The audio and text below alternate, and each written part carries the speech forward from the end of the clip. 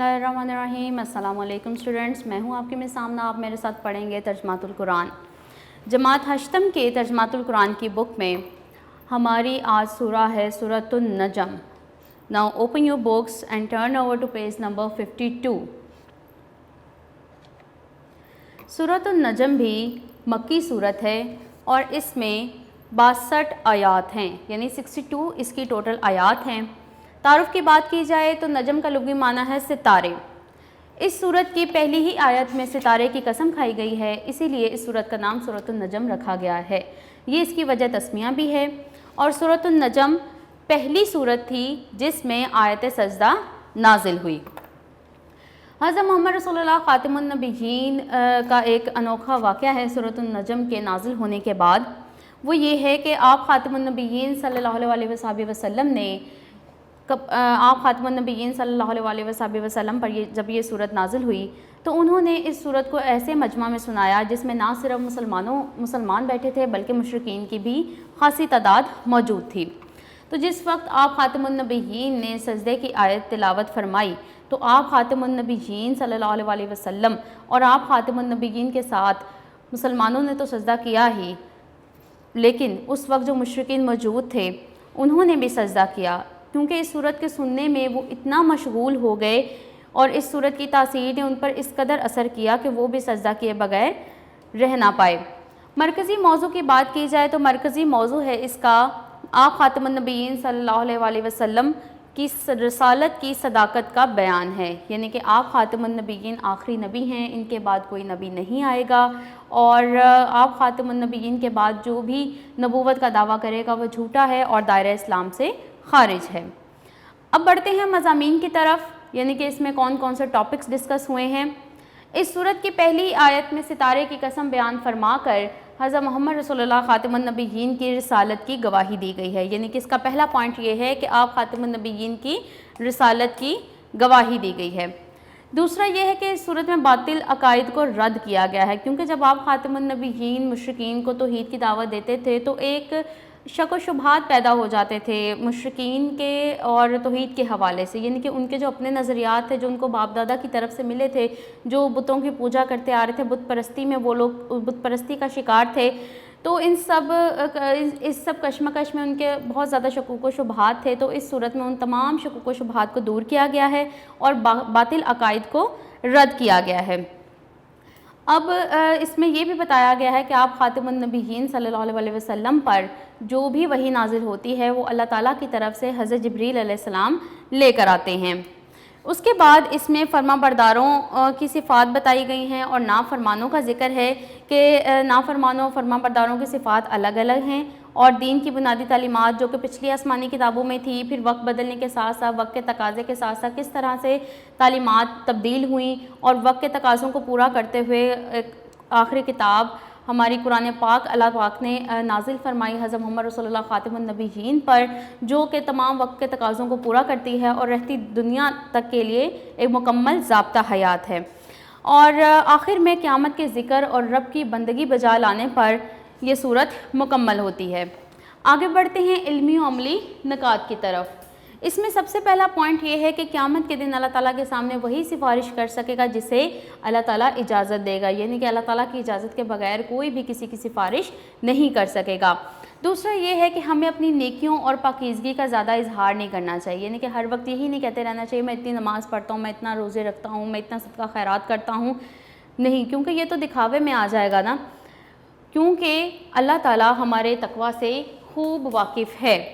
तो हमें हर वक्त बोल बोल के हर किसी को नहीं बताना चाहिए, या अल्लाह ताला के सामने नहीं ये हर वक्त का बोलना चाहिए कि मैं इतनी नमाज़ें पढ़ता हूँ, मेरी ये दुआ कबूल नहीं होती, मैं इतना सदका खैरात करता हूँ, मेरी ये मुसीबत क्यों नहीं टलती। अल्लाह ताला हमारे तकवा से खूब वाकिफ़ है, इसलिए हमें अपनी नेकियों और पाकीज़गी का हर वक्त ज़्यादा इजहार नहीं करना चाहिए। हाँ, अगर किसी को नेकी की तरफ राग़िब करना हो या उसकी इस्लाह करना मकसद हो तो वो और बात है। नंबर 3 है कि जो शख्स बड़े बड़े गुनाहों और बुराई के कामों से बचता है तो अल्लाह ताला उसके इस काम के से खुश होकर, उससे राज़ी होकर उसके तमाम छोटे छोटे गुनाह जो हैं वो माफ़ फरमा देते हैं। 4th पॉइंट है कि क़यामत के दिन इंसान को बदले में वही कुछ मिलेगा जिसके लिए उसने दुनिया में मेहनत की होगी। अगर तो उसने दुनिया के लिए ही मेहनत की होगी, अपनी सारी ज़िंदगी दुनिया ही कमाने में लगा रहा होगा, तो उसको फिर वही कुछ मिलेगा, यानी कि उसका फिर आखिरत में तो कोई हिस्सा नहीं। अगर उसने अपनी आखिरत की तैयारी की होगी तो फिर उसको वही कुछ मिलेगा जिसकी उसने मेहनत की। अब बेटा सूरत अन-नजम जो कि वक्की सूरत है, इसकी चंद आयात हमारे तर्जमे चंद आयात का तर्जमा हम करेंगे जो कि हमारे निसाब में शामिल है, और इसी हवाले से इसके जिन आयात का हम तर्जमा करेंगे उन्हीं में से इसके वर्ड्स मीनिंग भी हैं। तो पेज नंबर बेटा आप आ जाएँ 55 पर, turn over to page number 55, आयत नंबर 39 से 45 तक इनकी आयात का तर्जमा हम पढ़ेंगे अभी। जी बेटे शुरू करते हैं। बिस्मिल्लाहिर्रहमानिर्रहीम। व अन लैसा लिल इंसानी इल्ला मा सआ, और ये कि इंसान को वही कुछ मिलता है जिसकी वो कोशिश करता है। आप बा मुहावरा तर्जमा करेंगे जिस तरह एक सेंटेंस बनता है, जिस तरह ये लिखा हुआ है। व अन्ना सायाहु सौफा युरा, और ये कि उसकी कोशिश सौफा अनकरीब युरा देखी जाएगी। सुम्मा फिर युजज़ाहुल जज़ाउल औफा, उसे उसका पूरा पूरा बदला दिया जाएगा। व अन्ना इला रब्बिकल मुंतहा, और ये कि आखिरकार सबको आपके रब की तरफ ही मुंतहा पहुँचना है। व अन्नहु हुवा अज़हका व अबका, और बेशक वही हंसाता है, व अबका और रुलाता है। व अन्नहु, और बेशक हुआ वही अमाता मारता है, व अहया और ज़िंदा फरमाता है। व अन्नहु, और बेशक वही खलक का ज़ौजैनि ज़करा वल उन्सा, और बेशक इसी ने नर और मादा के ज़ौजैनी जोड़े पैदा फरमाए। इसके बाद बेटा हम बढ़ते हैं अल्फाज मायने की तरफ। जी बेटा अल्फाज मायने की तरफ आएँ। लैसा नहीं है, अलजज़ाउ बदला, अबका वो रुलाता है, अलउन्सा मादा, सा इसने कोशिश की, अज़हाका वो हंसाता है, अज़्ज़करु नर, अबका वो रुलाता है।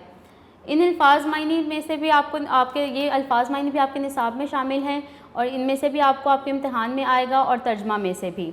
अब बेटा बढ़ते हैं अपनी मश्क की तरफ। जी बेटा मश्क में हमारे पास सबसे पहले हैं MCQs।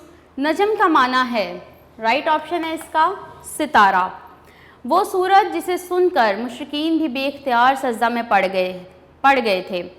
कौन सी सूरत है? सूरत अन-नजम, और ये पहली सूरत है जिसमें आयत सजदा नाजिल हुई थी। हज़रत जिब्रील अलैहिस्सलाम की ज़िम्मेदारी थी वही लाना। क़यामत के दिन सिफारिश सिर्फ वही कर सकेगा जिसे इजाज़त मिलेगी। सूरत अन-नजम की पहली आयत में कसम खाई गई है सितारे की, क्योंकि नजम का लुग़वी माना भी सितारा ही है। अब बेटा आते हैं अपने मुख्तसर सवालात की तरफ। सूरत अन-नजम को ये नाम क्यों दिया गया? हमने तारुफ़ में जो भी कंटेंट पढ़ा वो सारा इसमें शामिल होगा। सूरत अन-नजम का मरकज़ी मौजू आप ख़ातिमुन नबिय्यीन की रिसालत की गवाही का बयान है। और तीसरा है सूरत अन-नजम के इल्मी अमली नकात में से 2 तहरीर करें, तो जो इसके पॉइंट्स हैं उनमें से जो भी आपको ईजी लगें उनमें से आप कोई से भी 2 लिख सकते हैं। सूरत अन-नजम के नाजिल होने के बाद क्या अनोखा वाक़या पेश आया? शान नज़ूल में जो हमने इसका वाक़या पढ़ा वो सारा इसमें शामिल होगा।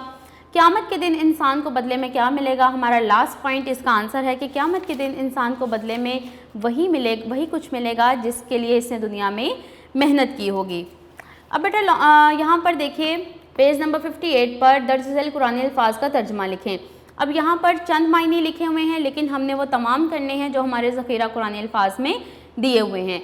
नीचे आए, यहाँ पर आयात कुरानी का तर्जमा है। यहाँ पर सिर्फ 4 आयात लिखी हुई हैं, लेकिन आपने 39 से 45 तक सारी आयात करनी है।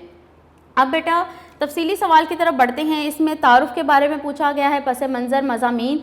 तो जिस तरह से आपको पॉइंट्स बनाकर बोर्ड पे समझाया है सारा, आप इसी को फॉलो करते हुए इसका आंसर लिखेंगे। बाकी नोट्स आपके मार्केट में अवेलेबल हैं, आप परचेज़ करें और उनसे याद करें। इसी के साथ बेटा हमारा आज का लेक्चर कंप्लीट होता है। अपना बहुत सारा ख्याल रखिए और दुआ में याद रखिएगा। अल्लाह हाफ़िज़।